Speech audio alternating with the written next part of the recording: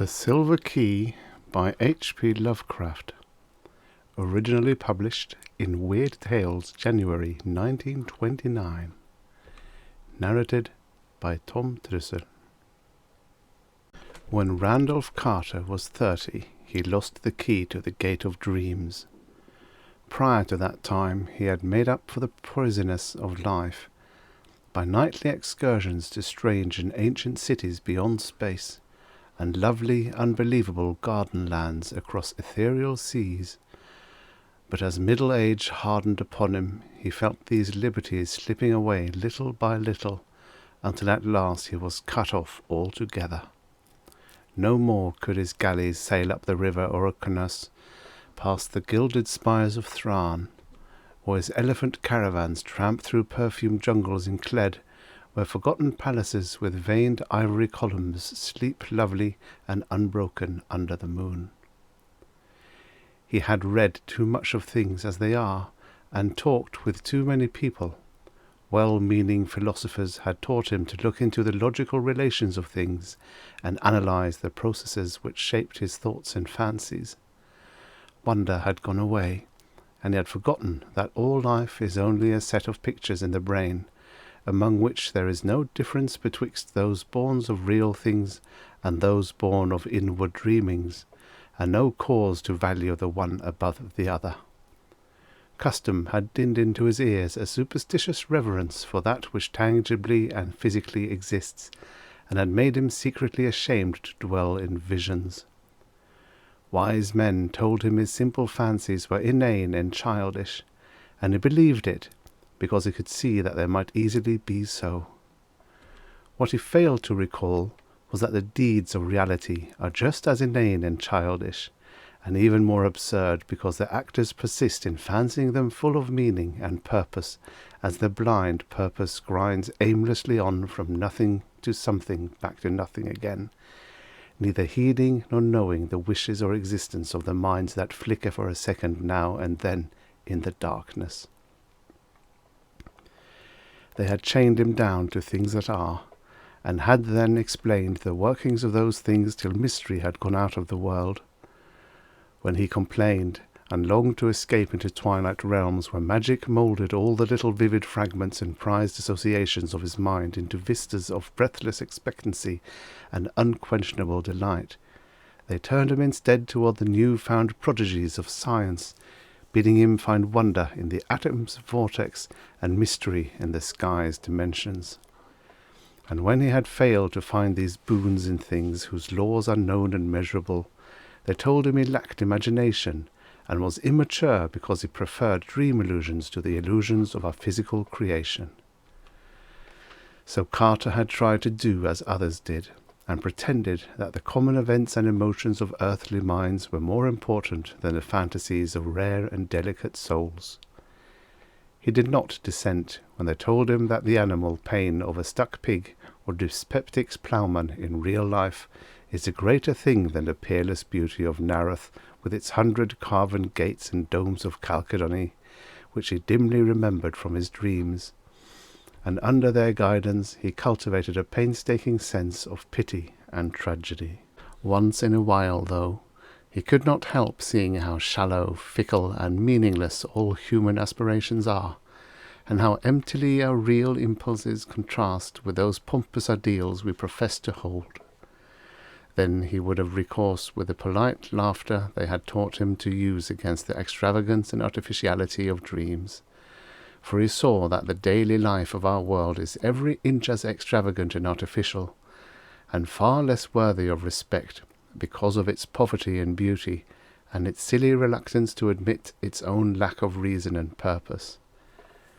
In this way he became a kind of humorist, for he did not see that even humour is empty in a mindless universe devoid of any true standard of consistency or inconsistency.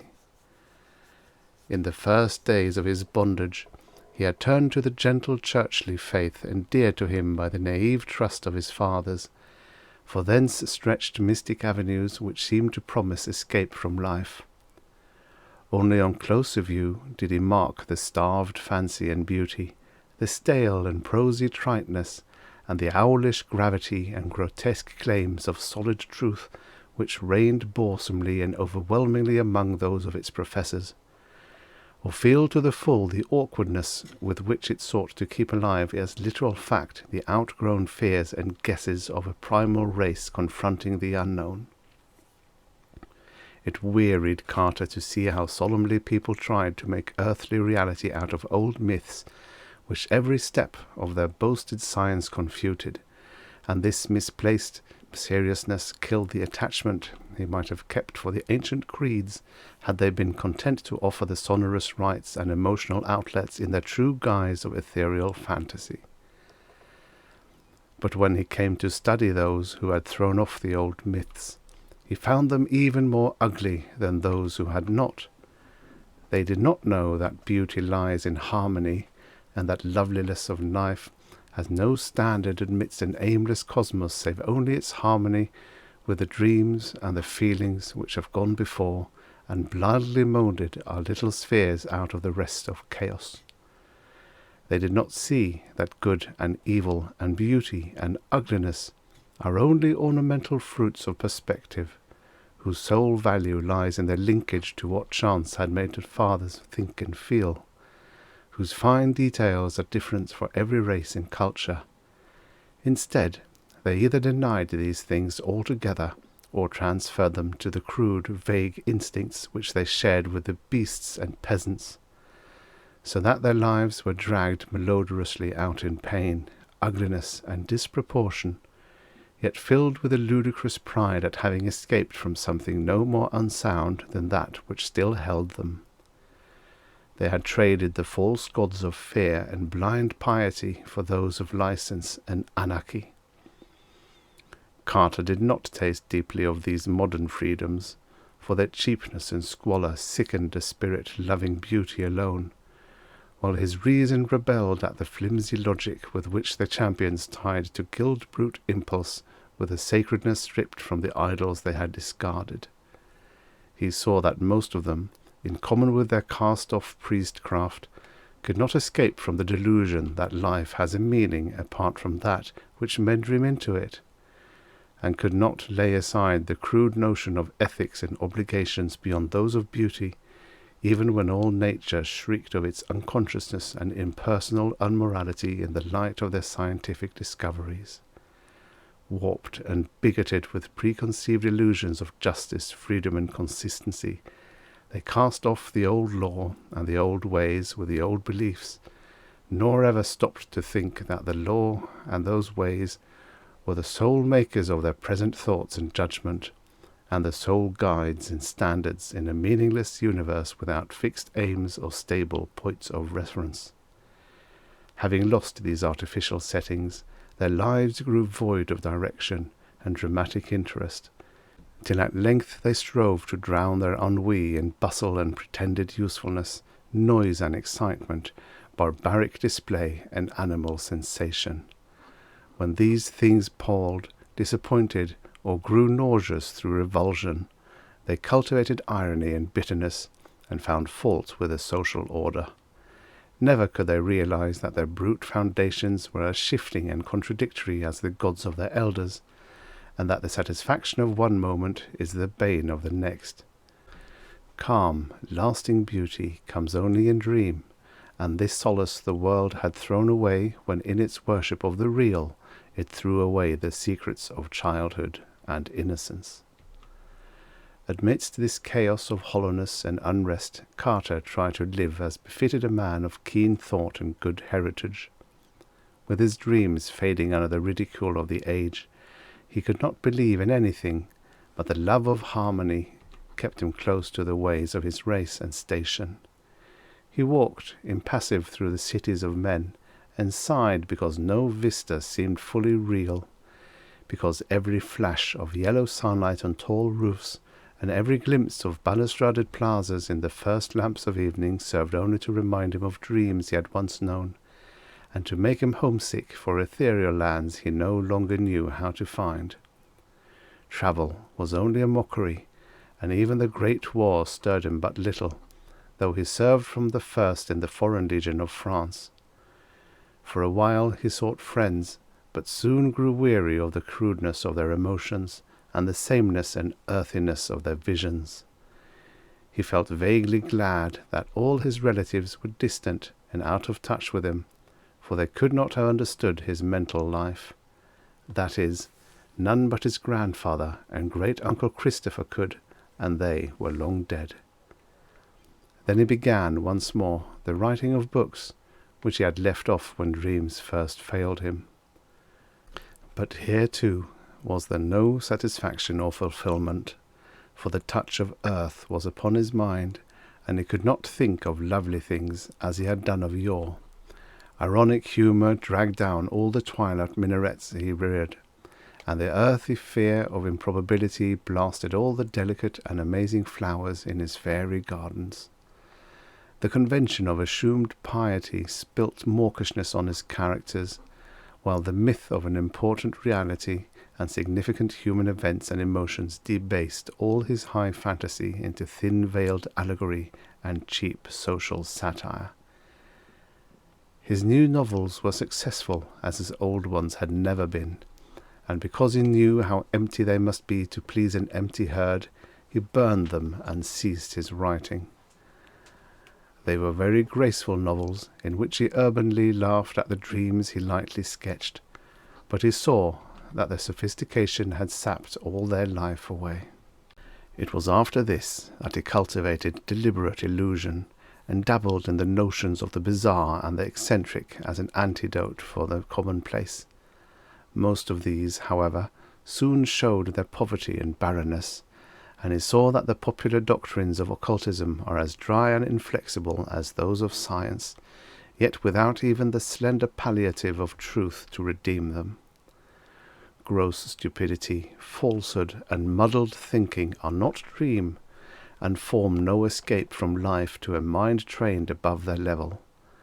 So Carter bought stranger books and sought out deeper and more terrible men of fantastic erudition, delving into arcana of consciousness that few have trod, and learning things about the secret pits of life, legend, and immemorial antiquity which disturbed him ever afterward.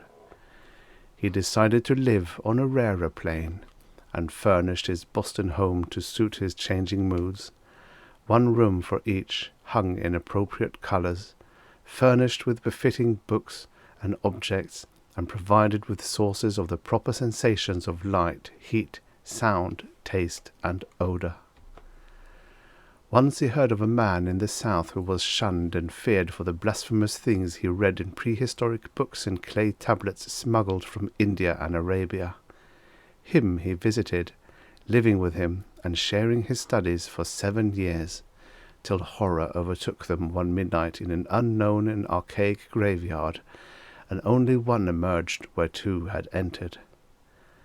Then he went back to Arkham, the terrible witch-haunted old town of his forefathers in New England, and had experiences in the dark amidst the hoary willows and tottering gambrel roofs, which made him seal for ever certain pages in the diary of a wild-minded ancestor.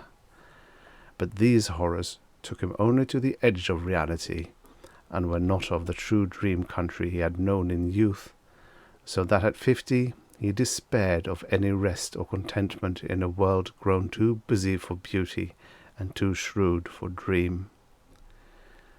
Having perceived at last the hollowness and futility of real things, Carter spent his days in retirement and in his wistful, disjointed memories of his dream-filled youth. He thought it rather silly that they bothered to keep on living at all, and got from a South American acquaintance a very curious liquid to take him to oblivion without suffering.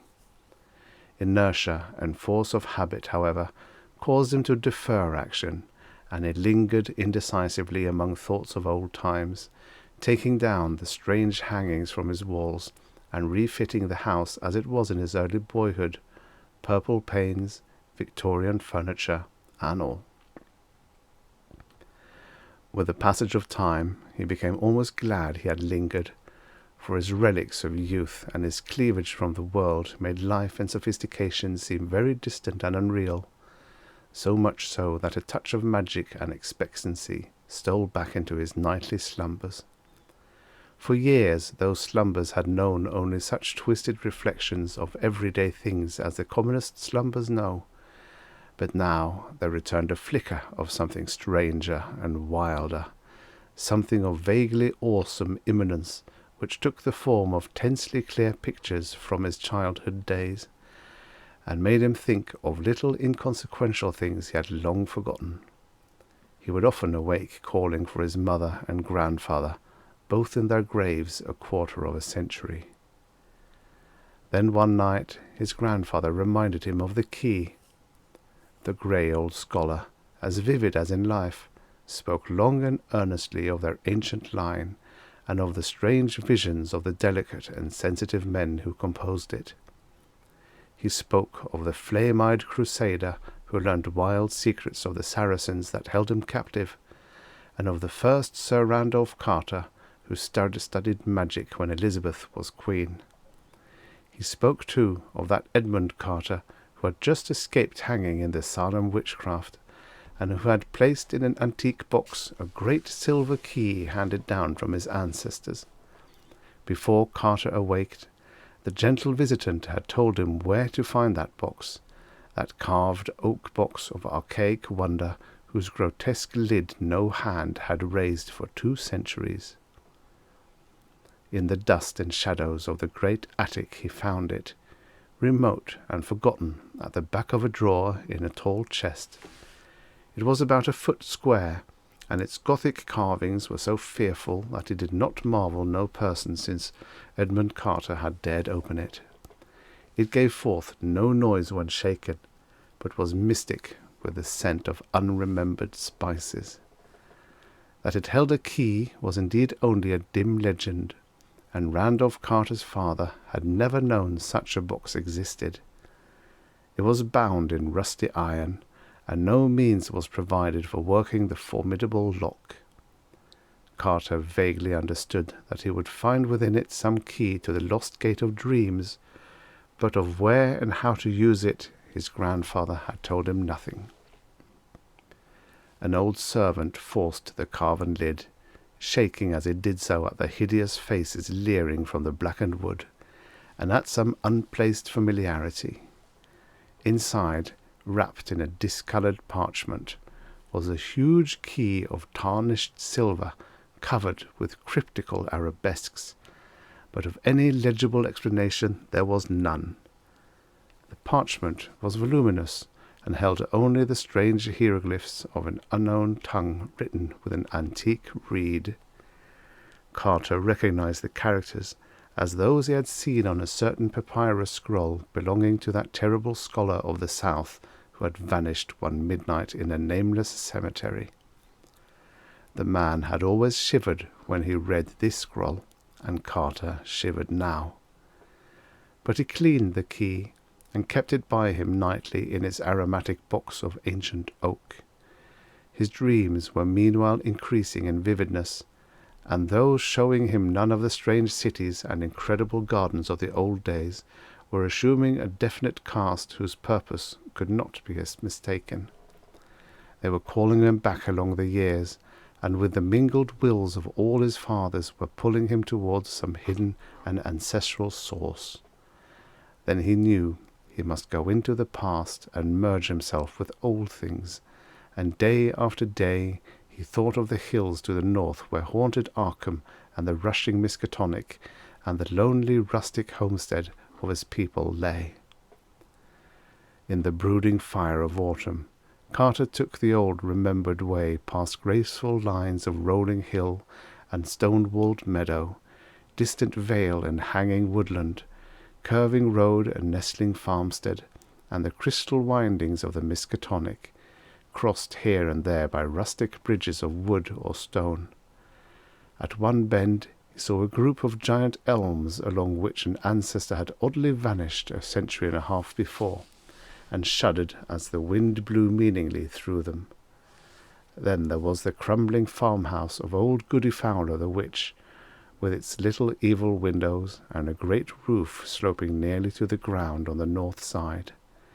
He speeded up his car as he passed it, and did not slacken till he had mounted the hill where his mother and her fathers before her were born, and where the old white house still looked proudly across the road at the breathlessly lovely panorama of rocky slope and verdant valley, with the distant spires of Kingsport on the horizon, and hints of the archaic, dream-laden sea in the farthest background.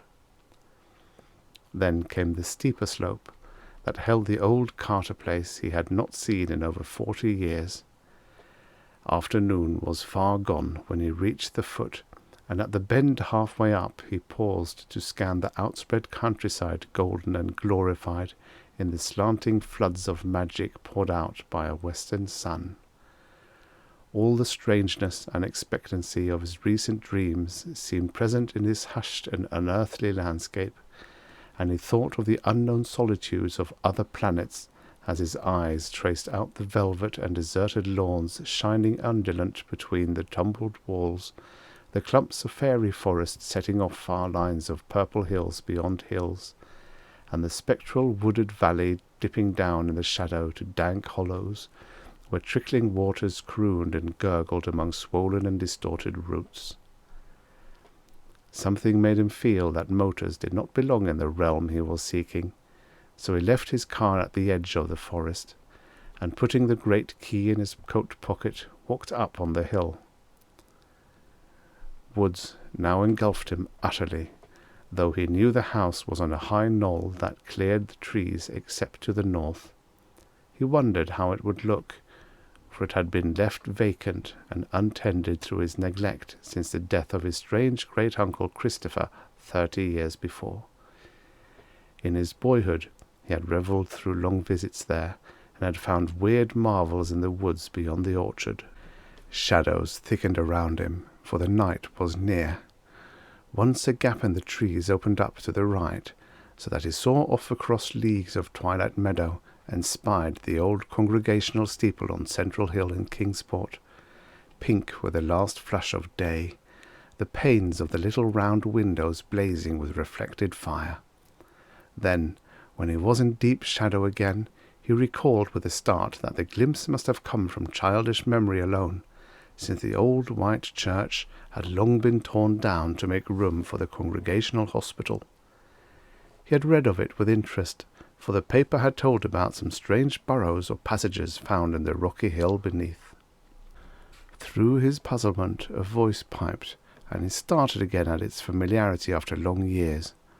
Old Benijah Corey had been his Uncle Christopher's hired man, and was aged even in those far-off times of his boyhood visits. Now he must be well over 100, but that piping voice could come from no one else. He could distinguish no words, yet the tone was haunting and unmistakable.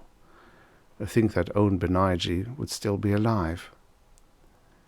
Mr. Randy, where be ye? Do you want to scare your Aunt Marthy plumb to death? Hain't she told ye to keep nigh the place in the afternoon and git back afore dark? Randy! He's the beastliest boy for running off in the woods I ever see. Half the time a settin' mooning around that snake den in the upper timber lot. Hey you, Randy! Randolph Carter stopped in the pitch darkness and rubbed his hand across his eyes. Something was queer.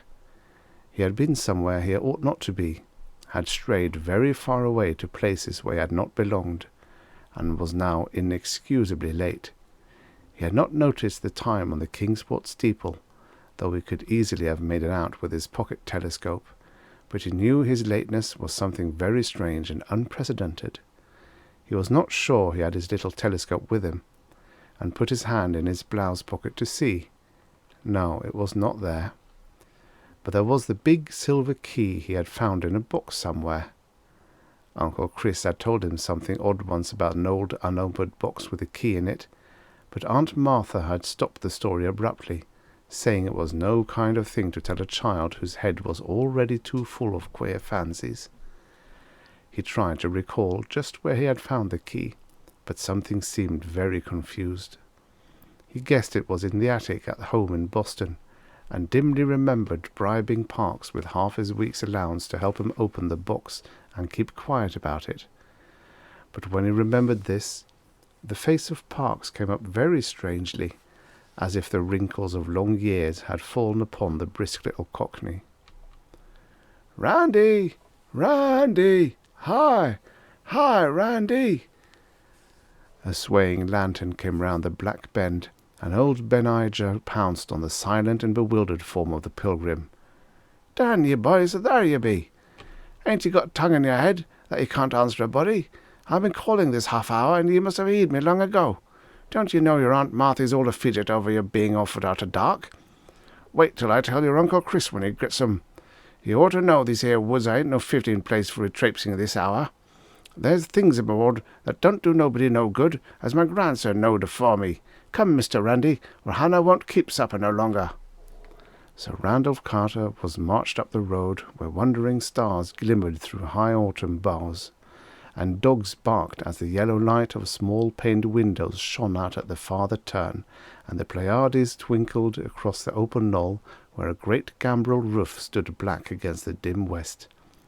Aunt Martha was in the doorway, and did not scold too hard when Benijah shoved the truant in. She knew Uncle Chris well enough to expect such things of the Carter blood. Randolph did not show his key, but ate his supper in silence and protested only when bedtime came. He sometimes dreamed better when awake, and he wanted to use that key. In the morning, Randolph was up early, and would have run off to the upper timber lot if Uncle Chris had not caught him and forced him into his chair by the breakfast table. He looked impatiently around the low-pitched room with a rag carpet and exposed beams and corner posts, and smiled only when the orchard boughs scratched at the little leaded panes of the rear window. The trees and the hills were close to him, and formed the gates of that timeless realm which was his true country. Then, when he was free, he felt in his blouse pocket for the key, and being reassured, skipped off across the orchard to the rise beyond, where the wooded hill climbed again to heights above even the treeless knoll. The floor of the forest was mossy and mysterious, and great lichened rocks grow vaguely here and there in the dim light like druid monoliths among the swollen and twisted trunks of a sacred grove. Once in his ascent Randolph crossed a rushing stream, whose falls a little way off sang runic incantations to the lurking fauns and agipans and dryads. When he came to the strange cave in the forest slope, the dreaded snake den which country folk shunned, and away from which Benijah had warned him again and again, it was deep, far deeper than anyone but Randolph suspected, for the boy had found a fissure in the farthermost black corner that led to a loftier grotto beyond, a haunting sepulchral place whose granite walls held a curious illusion of conscious artifice. On this occasion he crawled in as usual, lighting his way with matches filched from the sitting-room match-safe, and edging through the final crevice with an eagerness hard to explain even to himself. He could not tell why he approached the farther wall so confidently, or why he instinctively drew forth the great silver key as he did so. But on he went, and when he danced back to the house that night, he offered no excuses for his lateness, nor heeded in the least the reproofs he gained for ignoring the noontide dinner horn altogether. Now it is agreed by all the distant relatives of Randolph Carter that something occurred to heighten his imagination in his 10th year. His cousin, Ernest B. Aspinwall, Esquire, of Chicago, is fully 10 years his senior, and distinctively recalls a change in the boy after the autumn of 1883. Randolph had looked on scenes of fantasy that few others can ever have beheld, and stranger still were some of the qualities which he showed in relation to very mundane things. He seemed, in fine, to have picked up an odd gift of prophecy, and reacted unusually to things which, though at the time without meaning, were later found to justify the singular impressions. In subsequent decades, as new inventions, new names, and new events appeared one by one in the book of history, people would know and then recall wonderingly how Carter had years before let fall some careless word of undoubted connection with what was then far in the future. He did not himself understand these words, or know why certain things made him feel certain emotions, but fancied that some unremembered dream must be responsible.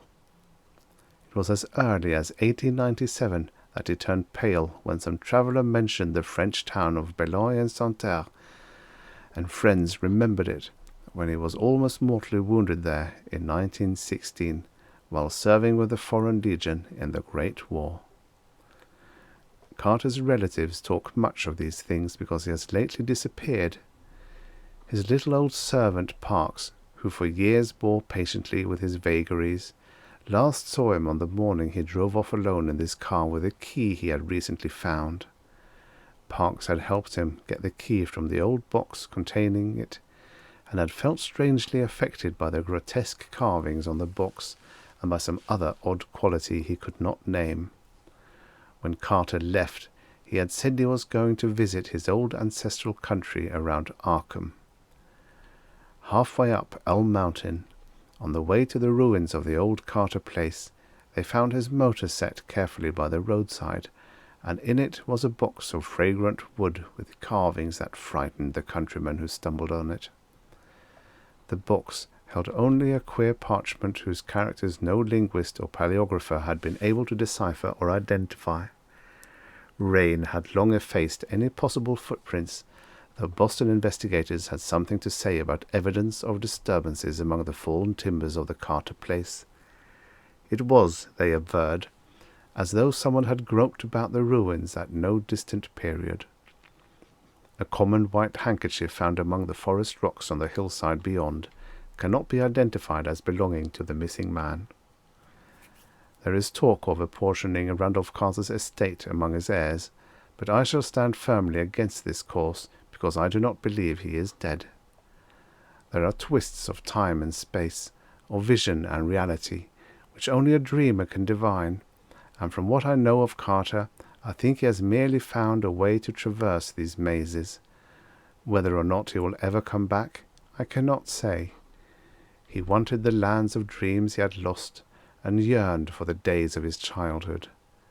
Then he found a key, and I somehow believe he was able to use it to strange advantage. I shall ask him when I see him, for I expect to meet him shortly in a certain dream city we both used to haunt. It is rumoured in Ulthar, beyond the river Skye, that a new king reigns on the opal throne of Ilek Vad, that fabulous town of turrets atop the hollow cliffs of glass overlooking the twilight sea, wherein the bearded and Finignori build their singular labyrinths.